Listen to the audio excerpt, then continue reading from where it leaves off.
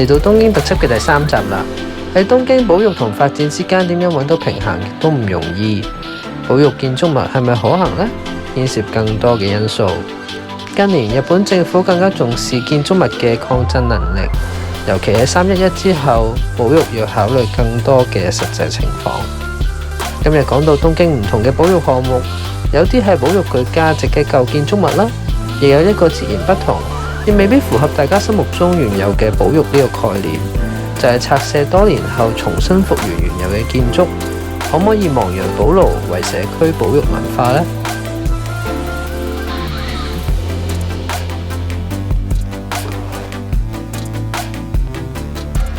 第一站嚟到東京站，東京站丸之內出口一方富有西式嘅建築風格，為區內帶嚟截然不同嘅氛圍。當年仲特設出入口俾皇室使用。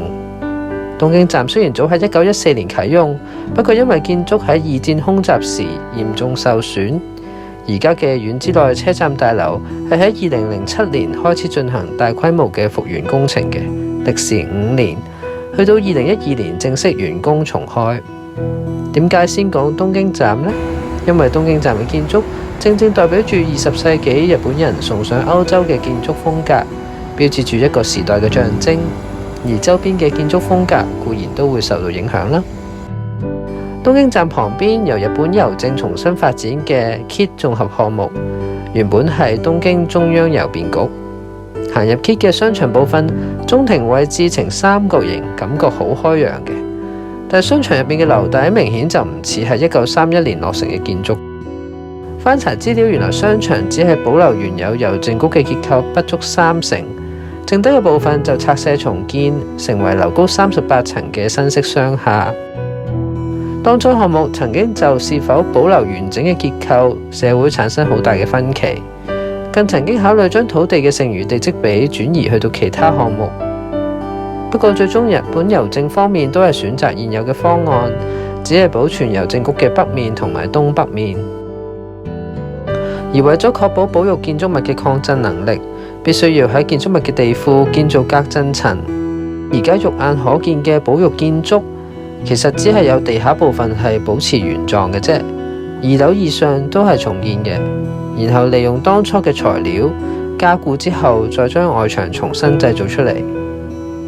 由於 KIT 並唔係完整保留原有嘅建築物啦，所以就冇好似同區另一座古建築明治生命館咁樣列為重要文化財。喺日本要喺安全同保育工作之間攞到平衡，似乎都係無可厚非嘅。不過今日介紹第2個嘅例子就更加唔係大家心目中入邊嘅保育啦。嚟到同樣位於東京站由30發展嘅301號館美術館。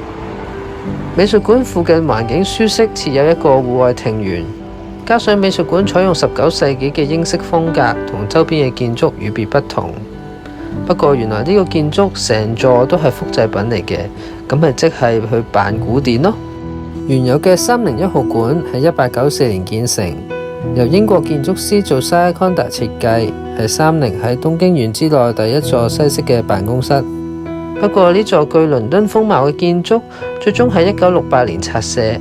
30方面當時選擇拆卸嘅原因係因為建築老舊，亦都冇辦法抵禦強震。當時社會亦都有唔少嘅聲音要求保育原有嘅建築。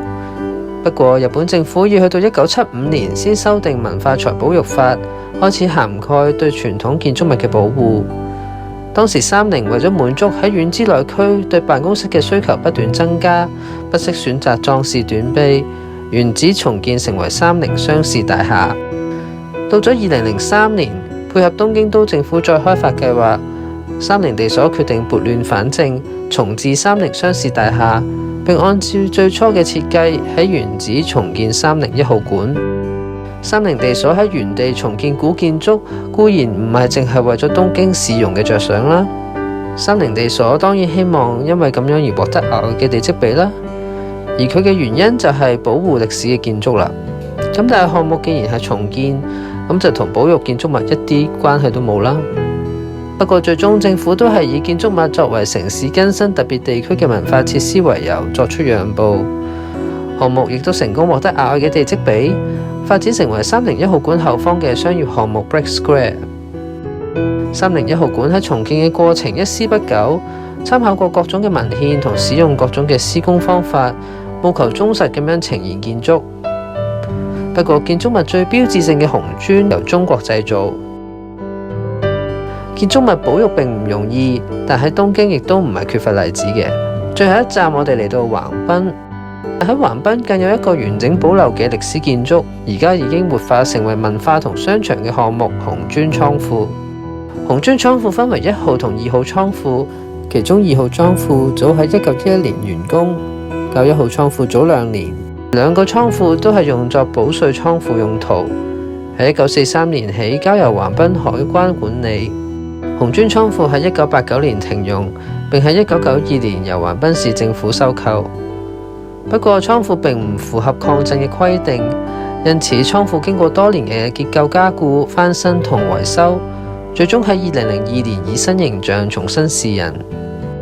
活化之後嘅紅磚倉庫成為咗文化同商業設施，而喺兩個倉庫之間嘅廣場仲不時舉辦活動吸引遊客。例如我到訪當日，大會喺廣場舉辦士多啤梨節，邀請唔同嘅鋪頭嚟賣甜品啦。廣場亦都人山人海。行入去倉庫嘅內部，能夠睇到唔少以往作為倉庫嘅痕跡嘅。而根據資料，倉庫入邊嘅防火門啦、樓梯，甚至日本最古老嘅貨運電梯都有保留到嘅。今日同大家睇完呢3個，同我之前講過有少少唔同嘅保育例子。完整保育當然係最理想嘅情況啦，但喺日本嘅情況，對安全上面有更加多嘅考慮，亦都無可厚非嘅。要一絲不苟咁樣重新復原原有嘅建築，相信都只有日本人有咁樣嘅心同執行力啦。